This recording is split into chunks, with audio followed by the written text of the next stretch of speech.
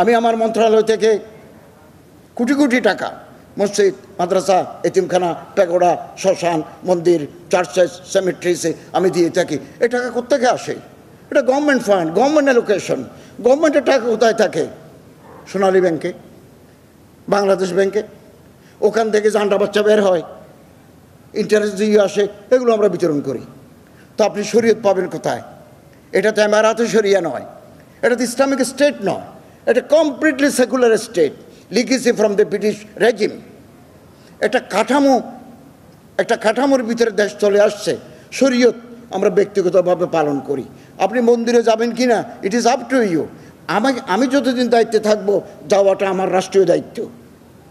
ফেব্রুয়ারিতে নির্বাচন হলে আমরা ঘরে চলে যাব, তখন আমি মন্দিরে যাব না, তখন এটা আমার ডিউটি নয়, এটা আমার ডিউটি। আমি যে চট্টগ্রাম থেকে মাত্র আসলাম, কঠিন চিবর দান একটা অনুষ্ঠানে অংশগ্রহণ করতে গেছি। এই যে পারস্পরিক সম্প্রীতি, সৌহার্দ্য, এটা বহাল না থাকলে রাষ্ট্র অগ্রগতি লাভ করতে পারে না। ফেসবুকে কত কথা লিখছে, এর ভিতরে একটা কথা লিখলেও আমি মারা গেছি,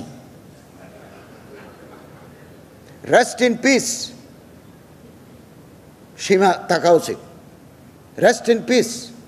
মানুষ মনে করছে আসলে আমি মারা গেছি, আমি মারা যাবো তো একদিন। আমি একেবারে পরিষ্কার পরিচ্ছন্ন। বলা হচ্ছে যে উপদেষ্টারা সেভ এক্সিট চান, সেভ এক্সিট তো আমার প্রয়োজনেই নাই।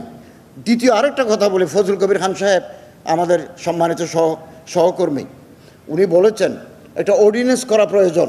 আজকে যারা আমরা 22 জন 23 জন আছি, একটা অর্ডিন্যান্স করে দিলে নেক্সট ইলেক্টেড গভর্নমেন্টে আমরা টেকনোক্রেট হিসাবে মন্ত্রিত্ব নেব না।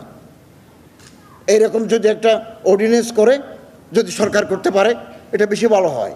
বারবার রাজনৈতিক নেতৃবৃন্দ প্রধান উপদেষ্টার কাছে বলছেন, এই 2-4-5 জন উপদেষ্টা রাজনৈতিক দলের সাথে লিয়াজও মেনটেন করে আগামী সরকারে থাকতে চায়। আমি আপনাদেরকে বলি, আগামী সরকারে যদি আমার ইনভাইট করে সম্মান জানায়, আমি তাদের প্রতি যথার্থ সম্মান জানিয়ে আমি তাদের ক্যাবিনেটের অংশ হব না। কোনো গভর্নমেন্ট, আমি জানি না কোন গভর্নমেন্ট ক্ষমতায় আসবে, যারাই আসুক, তারা যদি আমার সম্মান জানিয়ে আমার ইনভাইট করে যে আপনি টেকনোক্রেট মন্ত্রী হিসাবে আসেন, আমি যাব না। It is my last. আমরা 15 মাস কাজ করেছি, ফেব্রুয়ারিতে নির্বাচন হবে, আমরা আরও 2-3 মাস আছি। এটাই আমরা কাজ করে যাচ্ছি। জাতি মূল্যায়ন করবে আমরা কি করতে পেরেছি, কি করতে পারি নাই। আমি 1 টাকার দুর্নীতি করি নাই। 8.5 কোটি টাকা আমি হাজিদের ফেরত দিয়েছি। 39 কোটি টাকা এজেন্সির টাকা সৌদি আরবে ছিল, এগুলো এনে এজেন্সির মাঝে বিতরণ করে দিয়েছি। তবে 16-17 বছরের ঝঞ্ঝাল বছর 1.5 বছরের ভিতরে পরিষ্কার করা যায় না। We are trying hard. আমরা চেষ্টা করে যাচ্ছি আন্তরিকভাবে, এবং একেবারে আমরা পরিচ্ছন্ন, ট্রান্সপারেন্ট। আসুন, এই জুলাই বিপ্লবের মাধ্যমে একটা সুযোগ আমাদের হাতে এসেছে, একে অপরের হাত ধরার, কাছাকাছি আসার। এই সুযোগ হারালে আরও 54 বছর অপেক্ষা করতে হবে।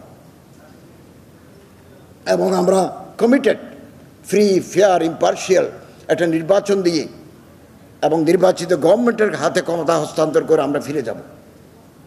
এবং আপনাদের পরামর্শ চাই, আপনাদের মতামত চাই, এটা আমাদের কাছে অত্যন্ত গ্রহণযোগ্য।